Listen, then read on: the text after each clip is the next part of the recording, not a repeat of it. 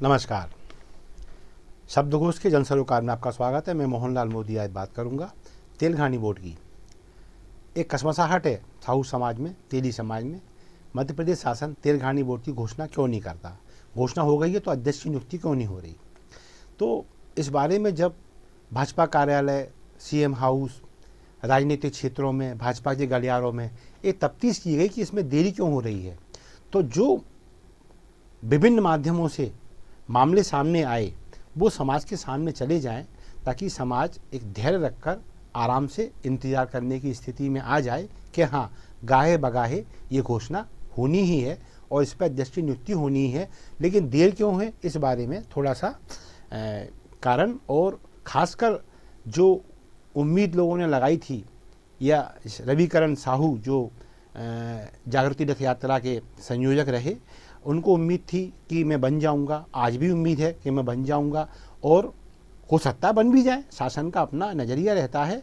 लेकिन क्यों नहीं बन रहे, इस बारे में जब मालूम किया, नाम तो बहुत सारे हैं, लेकिन चूँकि कहते हैं बारात का दूल्हा प्रमुख होता है, तो बारात के दूल्हे के बारे में जब हमने बातचीत की कि भाई जब रविकरण थे, आगे पीछे सब उनके इर्द गिर्द ही ये सब कुछ 7-8 संगठन, फिर क्यों नहीं?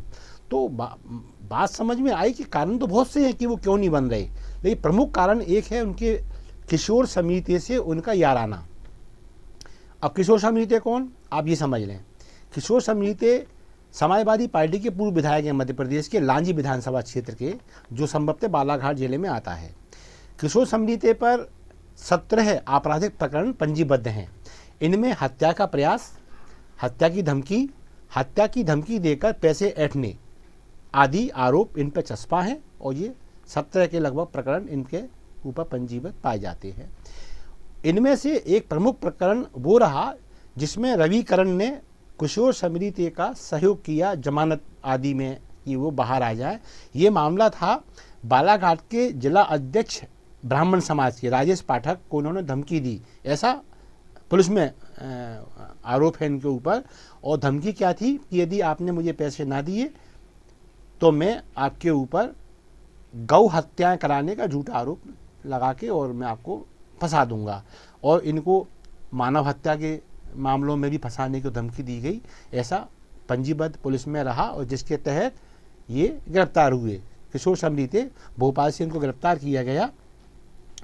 ब्राह्मण समाज में इस चीज़ को लेकर रोष था कि गौ हत्याओं की झूठे मामले में फंसाना, वो भी किसको, ब्राह्मण समाज के जिलाध्यक्ष को।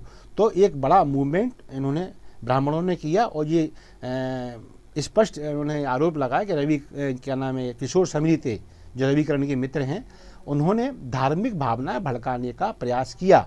इससे मध्य प्रदेश की शांति व्यवस्था है, कानून व्यवस्था है, वो चुनौतीपूर्ण स्थिति में आ सकती थी। खैर, अब क्या हुआ, गिरफ्तारी हुई।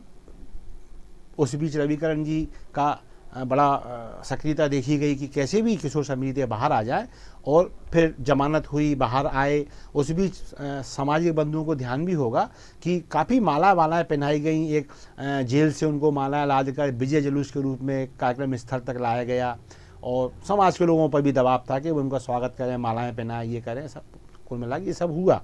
इस बीच आपको प्रांतीय संरक्षक भी बनाया गया, काय का, राष्ट्रीय तेली साहू महासंगठन का। अब इस बारे में जब हमने राष्ट्रीय अध्यक्ष मुरारीलाल गुप्ता जी से बात की कि ये जो किशोर समिति हैं, जो जेल में बंद रहे गंभीर मामलों में, उनकी आपने नियुक्ति करी, क्या आपकी जानकारी में है? तो मुरारीलाल गुप्ता जी ने बहुत स्पष्ट रूप से कह दिया कि मेरी जानकारी में कतई नहीं है इन्हें कब बनाया गया, अब वर्तमान में ये इस पद पे हैं या नहीं है। रविकरण जी मध्य प्रदेश के हमारे प्रदेश अध्यक्ष हैं राष्ट्रीय तेली साहू महासंगठन के। उन्होंने ही अपने अधिकारों का सदुपयोग दुरुपयोग करके जो कुछ किया उन्होंने बनाया था। और किशोर समिति किस तरह के लोग हैं, आदमी हैं, वो मेरे समझ में बाद में आया। ये कौन कह रहे हैं? राष्ट्रीय तेली साहू महासंगठन के राष्ट्रीय अध्यक्ष मुरारीलाल गुप्ता जी, जिन्होंने जागृति रथ को हरी झंडी दिखाकर रवाना किया था। उनका ये कहना है कि मुझे तो बाद में ये भी मालूम पड़ा कि इस आदमी ने, किशोर समिति ने, बाला साहेब ठाकरे के भतीजे उनको मारने की सुपारी तक लेने देने का बयान जारी किया था।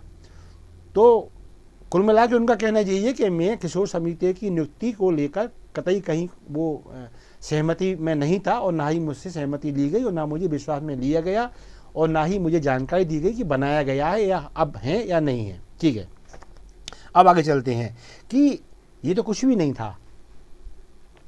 सबसे बड़ा जो आरोप या विवाद है वो ये है कि संसद हाउस में, लोकसभा में, उस भवन में एक पार्सल पहुंचा। उस पार्सल में क्या था? तिरंगा झंडा, भारत का संविधान और जिलेटिन की छड़ें। जिलेटिन की छड़ें जो विस्फोट करने में काम आती हैं। उसमें एक पत्र भी था जिसमें लिखा गया था, कहा जाता, वो पत्र किशोर समिति का है और किशोर समिति में उस पत्र में कहा था कि यदि सरकार ने मेरी मांगें नहीं मांगनी तो मैं संसद भवन को विस्फोट से उड़ा दूंगा। और जो कहना चाहिए सेंट्रल विस्टा, प्रधानमंत्री नरेंद्र मोदी जी का एक अति महत्वाकांक्षी सपना, नई संसद जो अभी जिसका उद्घाटन हुआ है, इसने उस संसद भवन को उड़ाने की धमकी दी थी, ऐसा प्रकरण में पंजीबद्ध है। तो ये एक बड़ा गंभीर मामला कि एक व्यक्ति इतने गंभीर मामलों में हत्या के प्रयास, हत्या की धमकी, रंगदारी और फिर संसद भवन को उड़ाने की धमकियां, राज ठाकरे का उनको सुपारी, उनको मारने की, लेने देने की जो बात है, वो सब जब यहाँ सामने आती है तो फिर सवाल ये उठता है कि रविकरण साहू का इतना याराना इनके साथ क्यों? और यदि इनके साथ है तो फिर भले ही आप एक समाज की सिंपैथी बटोरने के लिए आप यात्रा लेके निकल जाएं, मुख्यमंत्री को ये भी देखना पड़ेगा कि जो व्यक्ति मेरे भारत सरकार के प्रधानमंत्री का अति महत्वाकांक्षी प्रोजेक्ट को बम उड़ाने की बात करता हो, जैसा कि प्रकरण में पंजीबद्ध है, उस आदमी को आखिर तेल घानी दे कैसे दें? अब ठीक है, राजनीति है, राजनीति में स्थायी शत्रु स्थायी मित्र नहीं होते, हो सकता है रविकरण कल बन भी जाएं, लेकिन जो सीएम हाउस के इर्द गिर्द, भाजपा कार्यालय के बाहर भीतर या अन्य नेताओं के माध्यम से जो छन की खबर आ रही है वो यही है कि रविकरण जी की कार्यप्रणाली, काम करने की पद्धति और इनके ऐसे लोगों से संपर्क होना, ये उनकी राह में सबसे बड़ा रोड़ा है और होना भी चाहिए। यदि किशोर समिति जी का स्वभाव ऐसा है और रविकरण जी के ऐसे लोगों के साथ में उठने बैठने के प्रमाण हैं, तथ्य हैं, तो फिर निश्चित है सरकार को काफ़ी कुछ सोचना पड़ेगा और ये देखना पड़ेगा कि कहीं ऐसा तो नहीं है कि कल को विपक्ष भी हमलावर हो जाए कि आपके यहाँ ऐसे लोग भरे पड़े हैं जिनका उठना बैठना किशोर समिति जैसे आरोपियों के साथ है, जो संसद को उड़ाने की धमकी देने का काम करते हैं। उनके खिलाफ पुलिस में प्रकरण पंजीबद्ध है। तो कुल मिला के ये जो चीज़ें हैं, अरे हाँ, इसमें एक चीज़ और है, किशोर समिति जी पर नक्सलियों के साथ साठगांठ के आरोप भी लगते रहे हैं। उनकी जो गतिविधियाँ हैं वो संदिग्ध मानी जाती रही हैं। ऐसे बहुत सारे मामले जब किसी व्यक्ति के खिलाफ आते हैं तो उसके इर्द गिर्द के लोगों पर भी संदेह करना लाजिमी हो जाता है। जो कहते हैं ना कि जो जैसा होता है उसको वैसा ही अच्छा लगता है। तो इस लिहाज से भी देखा जाए तो रविकरण जी थोड़े से संदेह के दायरे में हैं और उनका जो किया धरा है, ऐसा प्रतीत होता है शासन को या फिर भाजपा को या कुछ बुद्धिजीवी लोगों को कि ये सब उन्होंने जनता की, समाज की सिंपैथी, सहानुभूति बटोरने के लिए एक बड़ा खर्चीला प्रोजेक्ट उन्होंने हेलीकॉप्टर के माध्यम से, फिर रथ के माध्यम से जो लेके आए थे, वो कुल मिला के एक झांकी जमाने का जरिया था, ऐसा लोगों का मानना है, ऐसा लोग कह रहे हैं। और हाँ, इसका प्रमाण लोग ये भी देते हैं, बार बार देते हैं, मैंने भी कई बार कहा है कि जब से तेलंगानी बोर्ड की स्थापना हुई है उन्होंने जागृति रथ को एक तरफ खड़ा कर दिया है, जिसका लक्ष्य था कि मध्य प्रदेश विधानसभा में, लोकसभा चुनाव में हमें सभी पार्टियों के प्रत्याशियों को, जो साहू या राठौर हैं, उन्हें हमारी अनुपात अनुसार, जनसंख्या अनुपात अनुसार टिकट दिलाने हैं। वो कार्यक्रम अब खटाई में पड़ गया है, क्योंकि अब रविकरण जी की जो दौड़ है वो सीएम हाउस के पास आसपास तक सीमित रह गई है। और उधर ये किशोर समिति जी का उनसे मेलजोल, उनसे प्रगाढ़ता, उनसे मित्रता, ये भी बड़ी एक गले में फांस है सरकार के में। अब देखते हैं नीति, नियम, सिद्धांत और फिर पार्टी विद डिफरेंस का जो नारा है भाजपा का, वो कितना रविकरण जी को कुर्सी के नज़दीक ला पाता है। बस इसी सवाल के साथ मैं मोहनलाल मोदी आज की बात को विराम देता हूँ। फिर किसी मुद्दे के साथ सामने आऊँगा, तब तक आज्ञा दीजिए। नमस्कार, जय हिंद।